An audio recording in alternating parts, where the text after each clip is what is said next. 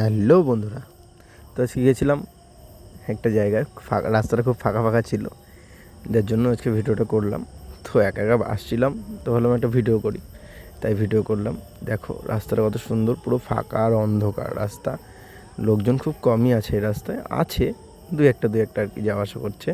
তো দুই পাশে পুকুর আর মাঝখান থেকে রাস্তা, লোকজন যাওয়া আসা করছে রাস্তার থেকে।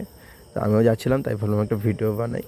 ঠিক আছে, তো দেখতে থাকো পুরো ভিডিওটা, আর কেমন হয়েছে অবশ্যই কমেন্ট করে জানাবে।